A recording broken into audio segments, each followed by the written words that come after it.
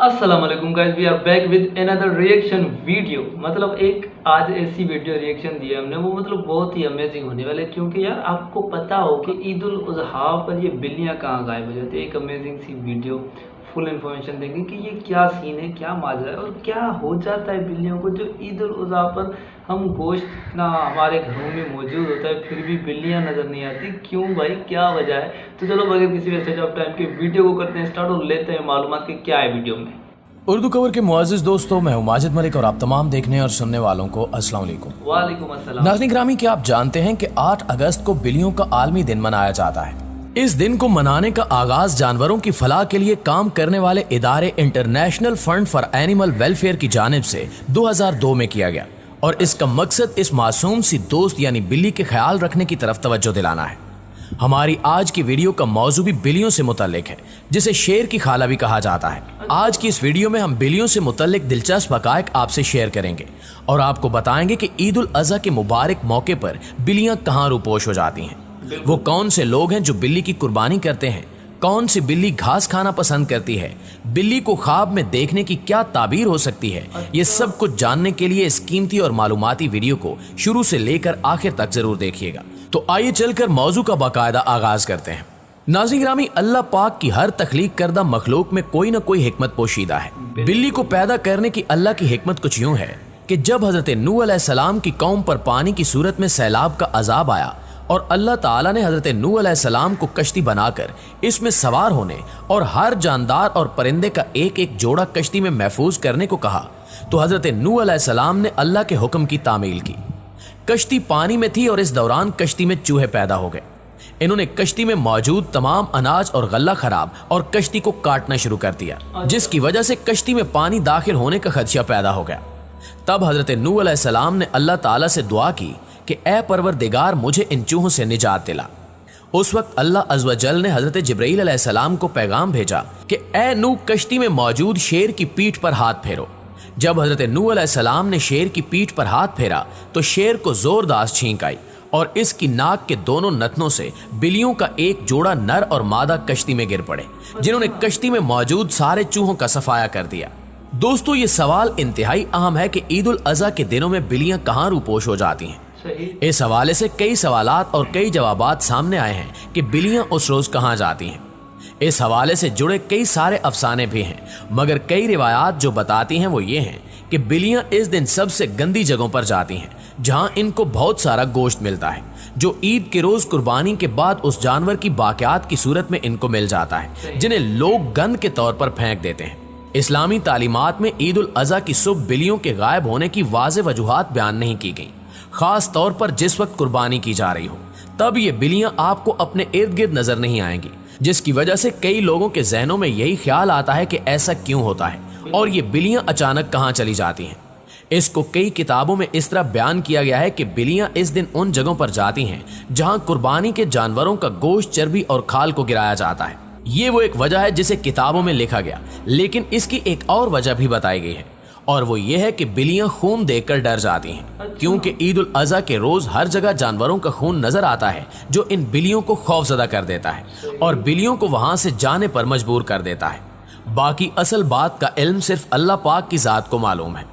जबकि एक हैरानकुन बात यह है कि जिसके बारे में हमने कभी तवज्जो नहीं दी, लेकिन इसके बारे में एक वजाहत ऐसी भी है जिसके बारे में सोचा जा सकता है कि ईद उल अज़हा के रोज कुर्बानी के फरिश्ते हाजिरी देते हैं और इन फरिश्तों को देखकर बिल्लियां डर कर वहां से गायब हो जाती हैं।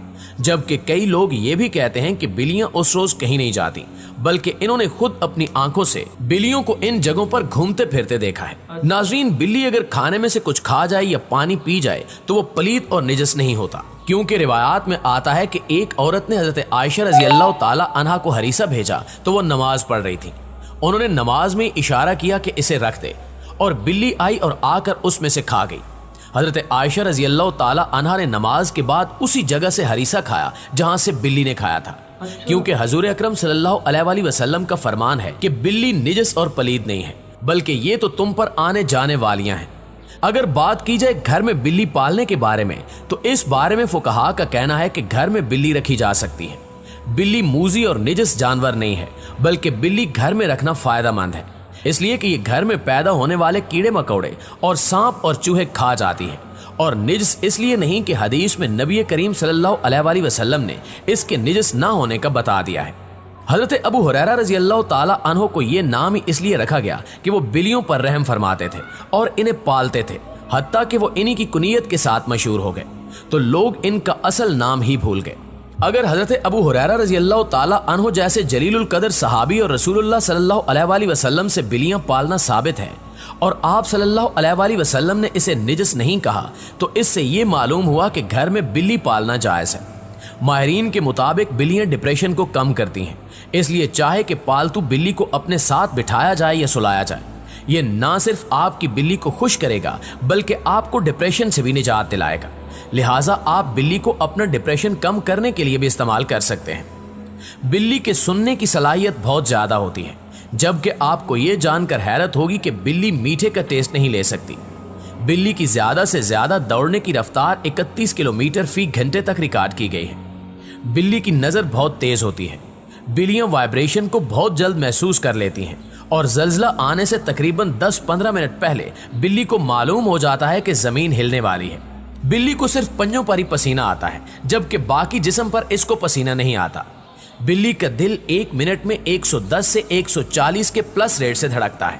بلی 70 میٹر اونچائی سے گر جائے تو بلی کو کوئی چوٹ نہیں لگتی، کیونکہ بلی کا جسم بہت لچکدار ہوتا ہے۔ بلی جب بھاگتے ہیں تو بھاگتے وقت اپنا سر نہیں ہلاتی۔ ناظرین گرامی، آپ کو یہ جان کر بھی حیرت ہوگی کہ بلیوں کی الگ شناخت کے لیے ناف کا پرنٹ استعمال ہوتا ہے، جیسے انسانوں کی شناخت کے لیے ہاتھوں کی انگلیوں کا پرنٹ استعمال کیا جاتا ہے۔ بلیاں جب آپس میں بات کرتی ہیں تو میاؤں کا استعمال نہیں کرتی۔ بلی کا جبڑا بائیں طرف اور دائیں طرف گھوم نہیں سکتا، اس وجہ سے بلی زیادہ بڑا ٹکڑا نہیں چبا سکتی اور چھوٹے چھوٹے ٹکڑے کر کے کھاتی ہے۔ بلی کے جسم میں 230 ہڈیاں ہوتی ہیں۔ بلی اپنی ٹانگوں کی مدد سے اپنے قد سے تقریباً 7 گنا لمبی چھلانگ لگا سکتی ہے۔ بلی کے آگے والے ہاتھوں میں 5 پنجے ہوتے ہیں اور پچھلے پیر میں 4 ہوتے ہیں۔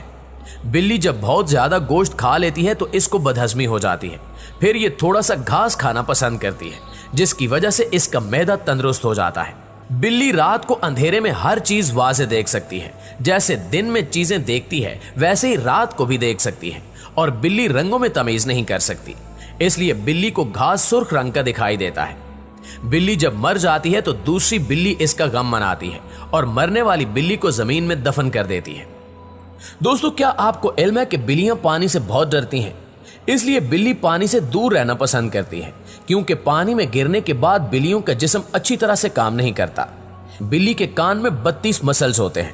1963 میں سائنسدانوں نے سب سے پہلے خلا میں بلی کو بھیجا تھا، جو حفاظت کے ساتھ واپس بھی آ گئی تھی۔ یہ بات آپ کے لیے کافی حیران کن ہوگی کہ شیطانی عمل کرنے والے لوگ کالی بلی کا استعمال کرتے ہیں، یعنی کالی بلی کی قربانی کرتے ہیں۔ بلی جنات کو دیکھنے کی صلاحیت بھی رکھتی ہے۔